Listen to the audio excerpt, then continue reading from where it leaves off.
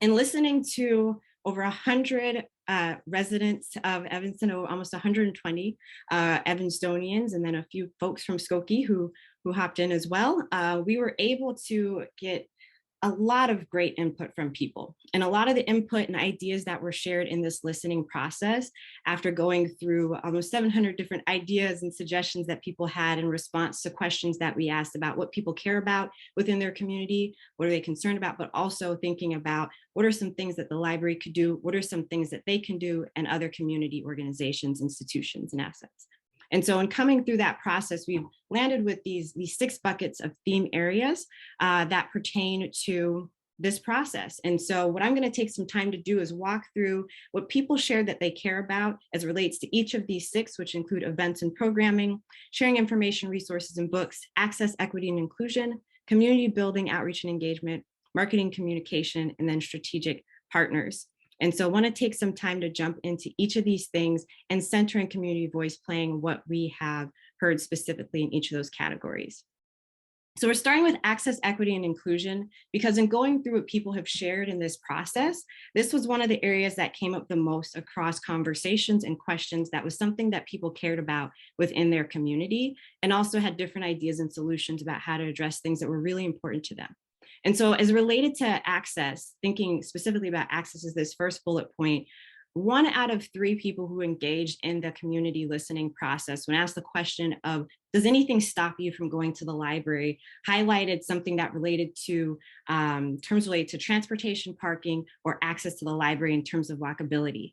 And so being able to hear that from community members, that was something that was concerned. There are those who love the library, but some of that really got to getting there, maybe not having a car, not the walking distance, parking expensive. Those are things that came up for people as concerns.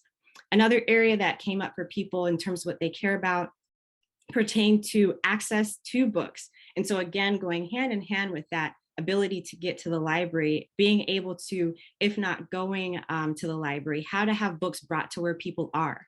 And so as I'm walking through these slides and I share what people care about, I'm also looking and connecting the dots in terms of what people had in terms of ideas and solutions. And for some in this process, there could be a lot that's coming in and thinking what role the library may have in this. People also suggested, as I'll get to later, some great potential strategic partners and other assets in the community. So in thinking about library access, people highlighted being able to have a bookmobile or shuttle buses, or the library partnering with other locations where there could be pop-up libraries, book vending machines, or co-locating in other partner spaces as well. People highlighted wanting a co-location in the 5th Ward. And so when we talked about access to books and people wanting books taken to them, that could be a book drop-off.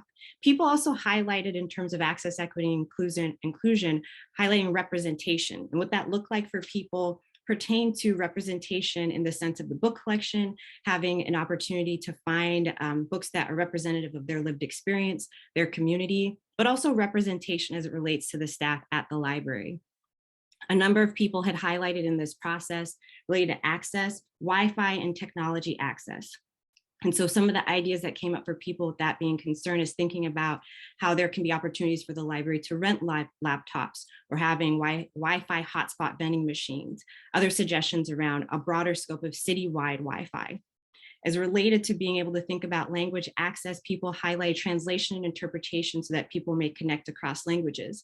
And I will notice Karen had said through this process, things we were hearing, we were also implementing too, as we have for tonight and through all of the engagements.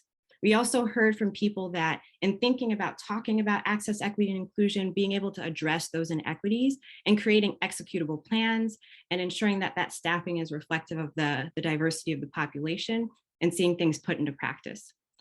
People also, and this is in our engagement process, engaging across the wards, but also across age diversity too. We had 2 sessions that engaged youth and then 1 session that engaged seniors. And in the youth session, having safe spaces came up quite a bit. And so wanting to think about what it looks like to create safe and welcoming spaces. And a number of the youth engaged talked about spreading anti-bullying messages and defining what safety could look like for them in their community and environment. And then also in the youth session, food access came up as well when thinking about access and what could it look like to have a community fridge outside of the library, and access to information, which I'll talk about a little bit more, and resources that could also connect people to food access. The next part, this next big bucket, relates to events and programming. And so in this bucket, we had a few areas that came up with quite a bit of prevalence. Affordable housing, home ownership, and homelessness as it relates to programming and events came up in just about every session that people were touching on that topic. And so in looking at affordable housing, home ownership, and homelessness, people had a number of ideas and solutions that were shared, where the library might be a place to share information and resources that could address homelessness, offering affordable housing programs and assistance, helping people to understand home ownership opportunities and what that process looks like. And if not, the library being able to highlight resources in the community doing that and partnering with organizations that do that. As related to civic education, what really came up a lot is people being able to understand and navigate how to be engaged with government entities, thinking about leadership within a city and how to be informed of what's happening. And so suggested political education classes and workshops on civic engagement. Climate change came up in about half of the sessions, and sustainability. And as related to that, what people were looking for with that being something they concern is finding ways to inform people about how to make more sustainable choices, educational opportunities on climate change for people who are curious about that. And suggestions around things like a community garden also came up. In the area of art, media, and maker spaces, a number of people had highlighted creating a maker space could be something great, especially areas where people can engage in crafts. And that was both youth and adults that were highlighting that as something that could be a benefit. Somebody had a suggestion around an instrument lending library. That might be a way to think about including music and arts a little bit more. On the age-specific programming, we had really buckets that looked like people who had suggestions around how to engage with youth, so babies, children up to age 5, 6, and then looking at those who are middle schoolers, then high schoolers, adults, and seniors. And so with the age-specific programming opportunities that came up, people had mentioned being able to have middle schooler specific programming so that they could feel comfortable in spaces with their peers, also being able to have a stronger presence at schools for the library as an opportunity to connect more. People in terms of senior programming in progress talked about having opportunities to combat senior isolation and thinking about that related to mental health and how some of the programming the library has in place has helped with some of that. As it relates to supporting literacy and tutoring, people had suggested that maybe the library may look at partnering with organizations where older students may tutor younger students. And so I'll say these are just some of the highlights for this section, and a lot more coming from that. And so kind of drilling in a little bit more on the information and resources that people had talked about. What they care about as it relates to this area really related to outreach for resources for people who might need somebody to talk to or somebody who could be in crisis or needing help as something that they think a lot about. And this came up quite a bit in the teen sessions and thinking about how to connect the dots there for people with sharing resources and information. A suggestion that came out of that was that EPL could create platforms or disseminate information or resources that directed people to centers, and the library doesn't necessarily have to be the one providing the services, but that could be a connection point. Information on how people may help out or take action. Some people highlighted wanting to be more active on causes that were important to them, and perhaps there are ways that the existing social services directory could be a little bit more user-friendly and functional to help people as they're looking for those opportunities.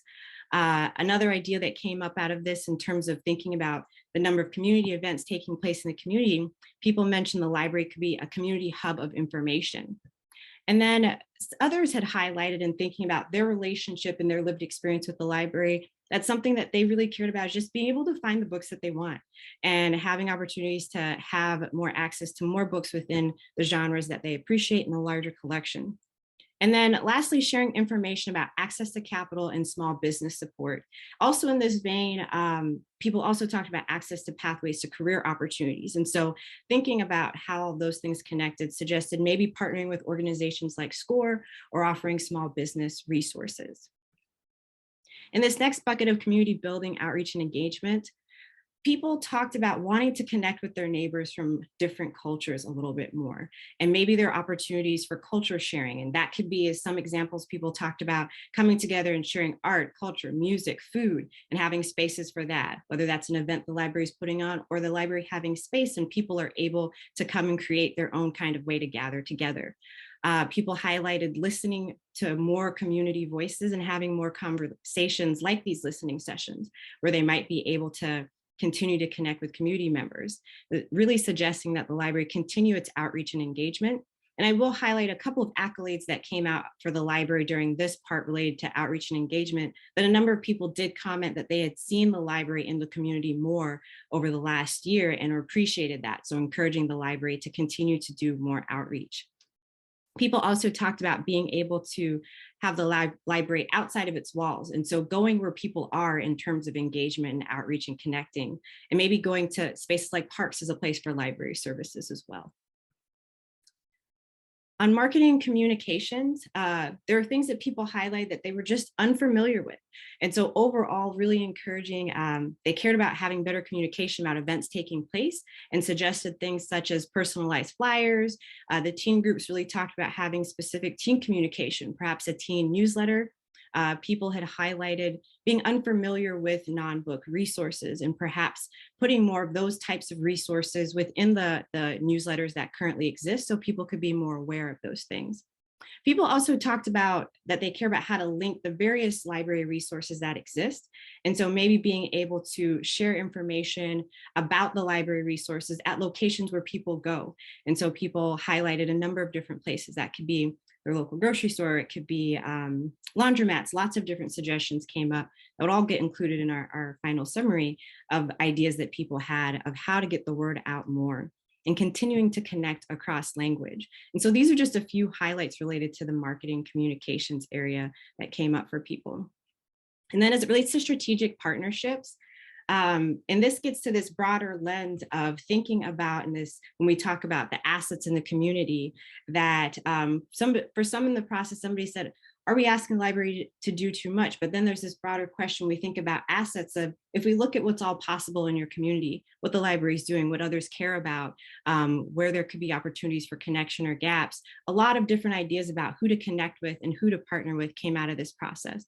And so things that people cared about related to this were a stronger presence of the library at schools, library access to children in the 5th Ward. And so at those areas, being able to partner with local schools, doing fundraisers with schools, co-locating a library in the 5th Ward, and sharing information about pathways to careers, which I mentioned earlier, being able to partner with those organizations already doing that work.